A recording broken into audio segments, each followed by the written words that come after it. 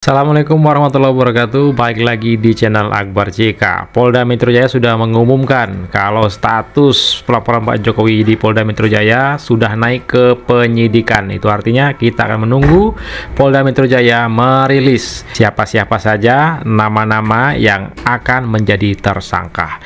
Nah, ini ada yang di luar nurul ya. Kebencian Roy Suryo CS terhadap Pak Jokowi sudah mendarah daging nampaknya, karena mereka sudah membawa-bawa nama cucu Pak Jokowi, Jan Etes. Mereka bawa-bawa. Ini kan sudah keterlaluan ya. Ketemu Mas Hen sama Roy Suryo dalam beberapa dialog di Nusantara TV, dan saya tanya ujungnya kemana? Kayaknya berjelit-jelit kata dia. Bahkan semalam saya ngobrol sama Bang Richmond kan. Ini kemana ujungnya? Oh, pelurunya masih banyak. Saya pancing misalnya ya. Setelah Jokowi apa? Gibran, Kaisang, bahkan Jan Etes pun ya. Iya. Oh, astagfirullahaladzim.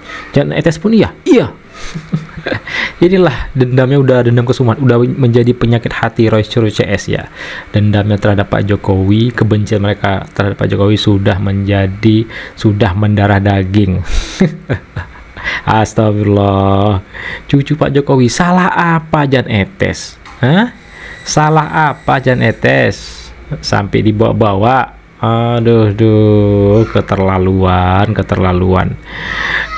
Roy Suryo CS ini tinggal nunggu diumumkan lagi oleh Polda Metro Jaya ya untuk menjadi tersangka. Nggak sabar lagi kita nunggu pengumuman dari Polda Metro Jaya ya. Gimana tuh Bang? Buka kaos. Ya. Oh iya. Buka kaos perlihatkan bahwa ini masih banyak ini kira-kira itulah. Pelurunya banyak. Tapi gitu. poinnya kan selalu ada pertanyaannya. Iya. Nggak tahu saya, tapi sebagai jurnalis kan kita selalu skeptis. Betul. You punya data itu basisnya valid nggak? Dari mana? Kalau tidak valid itu garbage in, garbage out. Kira-kira begitulah. Iya. Sekarang dia bilang valid, tapi kan valid itu kan harus di verify betul begitu. Itu kan sebabnya ketika sampai di Bareskrim bilang tidak ada soal tentang keaslian. Betul. Nggak ada masalah sama sekali. Lalu kemudian dengar mereka bawa data-data yang kemudian diperlihatkan kemarin oleh Roy Suryo. Kembali lagi pertanyaannya, apa itu data valid? Karena ketika kita gampang menuduh misalnya ijazahnya Pak Jokowi itu dicetak di Pasar Pramuka, kan bisa juga sebaliknya. Jangan-jangan yang dibawa ini juga dicetak di Pasar Pramuka. Yang dibawa Roy Suryo itu yang dicetak di Pasar Pramuka. Teman-teman ini adalah pejuang untuk menyelamatkan bangsa ke depan. Karena begini, ini bukan masalah ijazah palsu. Ini adalah menghentikan kelicikan, keluculasan, kebohongan, penipuan, penyogokan yang dilakukan oleh Joko Widodo selama 10 tahun dalam mengejar jabatan. Sampai anaknya pun yang wapres sekarang dipertanyakan pakai cara yang sama. Apakah cucunya juga akan melakukan hal yang sama? Nah, ya Allah, cucu Pak Jokowi juga dibawa oleh si Said Gadu ini ya. Tadi Said Gadu juga mengatakan ini bukan soal ijazah palsu. Berarti mereka ini udah tahu ijazah Pak Jokowi itu asli, bukan palsu.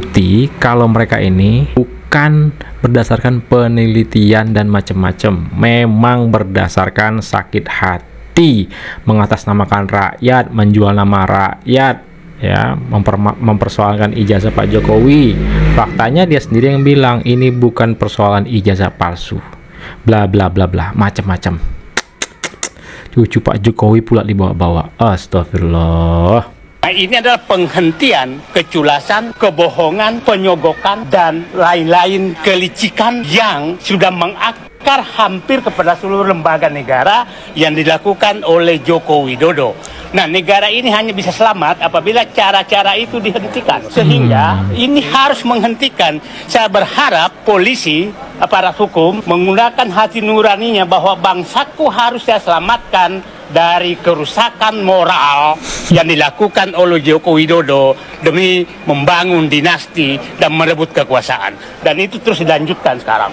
Nah, kalau ini kita tidak berhasil menghentikan, maka saya tidak tahu lagi bangsa ini mau dibawa kemana, karena Joko Widodo betul-betul membangun negara ini selama setahun dengan basis kebohongan dan kelicikan, penyogokan, dan lain-lain. Terima kasih, hanya itu saja. Saya berharap bapak-bapak yang berjuang selamat berjuang, dan menurut saya mungkin Joko Widodo dan timnya cara salah memilih lawan.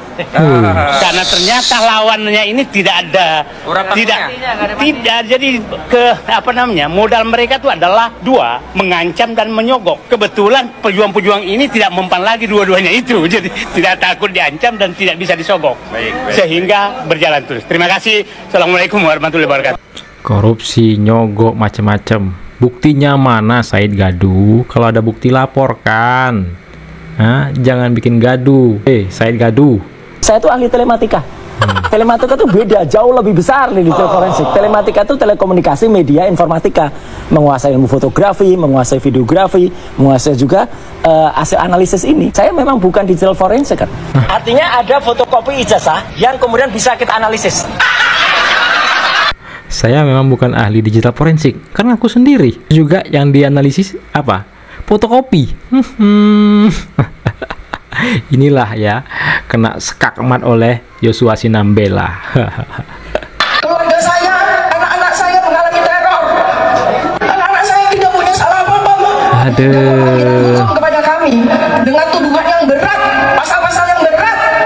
Kami para peneliti yang sedang melakukan pekerjaan kami dituduh dengan pasal-pasal berat. 8 tahun, 12 tahun. Ini sebetulnya adalah abuse of power, penyalahgunaan kekuasaan. Hukum justru dijadikan alat untuk membungkam dan menekan para peneliti seperti kami.